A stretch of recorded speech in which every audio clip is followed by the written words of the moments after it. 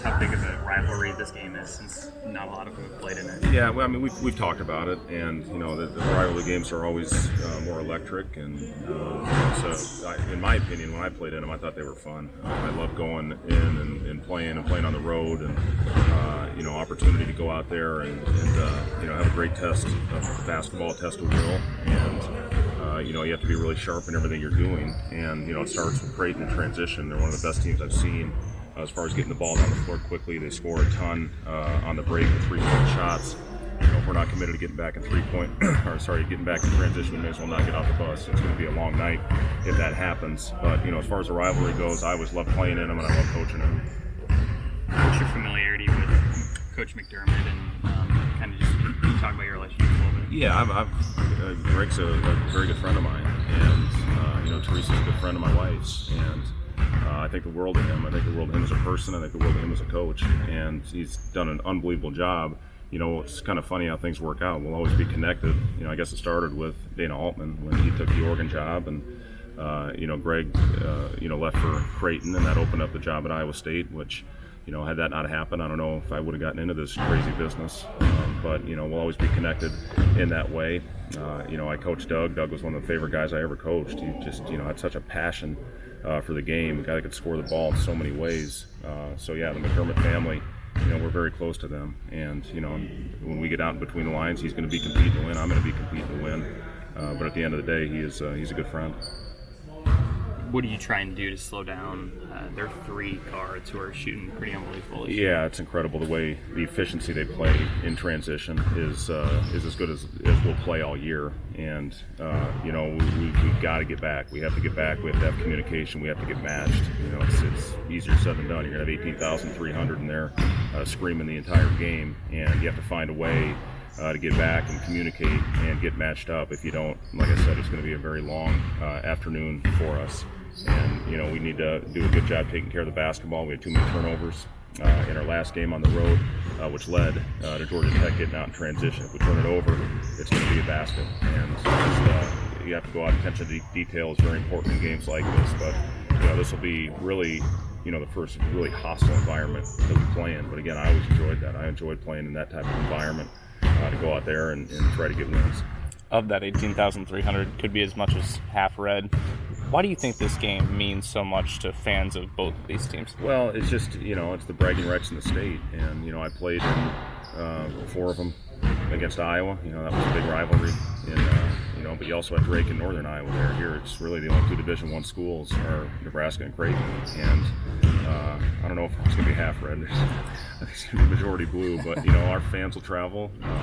They did. We probably had half the fans at Georgia Tech the other night in Atlanta. It's what Nebraska fans do if those tickets are available. But, those tickets aren't available very often in Omaha. But, it was fun. I mean, I was very fortunate in rivalry games as a player. I went 3-1 against Iowa. I coached 5 years in the same rivalry and went 4-1.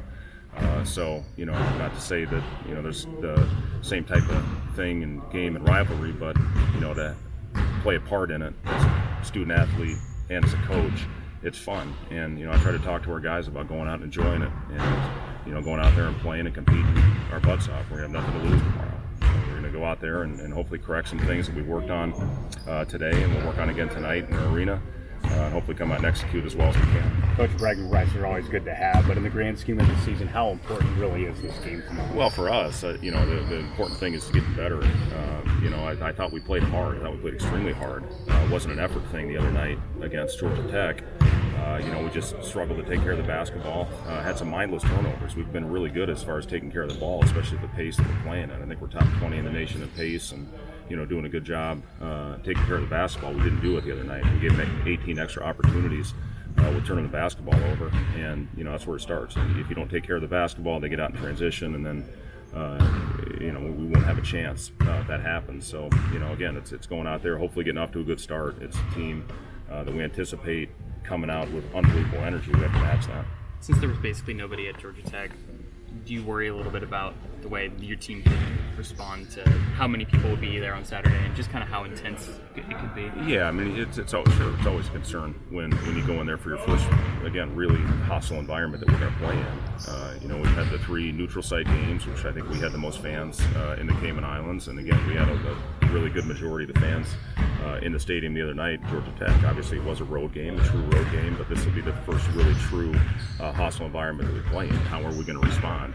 I wish I could tell you. I don't know, but we have to withstand runs. We have to go out there and stay together. We have to fight together as a team, stay together as a group, and if we do that, hopefully we'll at least give ourselves a chance.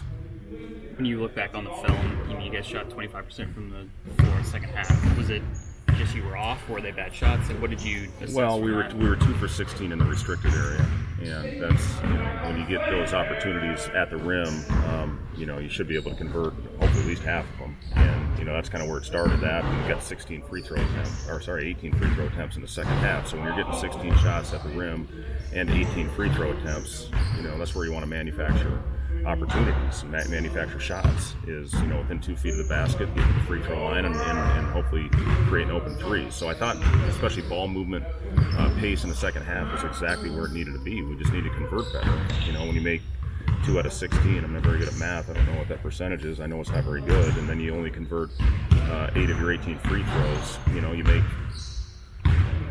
12 of those, and you convert 3 more of those layups. You're right there. So it's one of those things. We talk a lot about that little fine line, and trying to do the little things to get above that line. And the other night it didn't happen. We worked hard on our finishing today. Hopefully we'll be better. They had the number 1 shot blocker in the nation sitting in there for a lot of that game. That impacted our shots. But I thought the ball movement in the second half was exactly where we needed it to be, and we manufactured the shots that we want. We just need to convert. Anything else for Coach? Thank you, guys.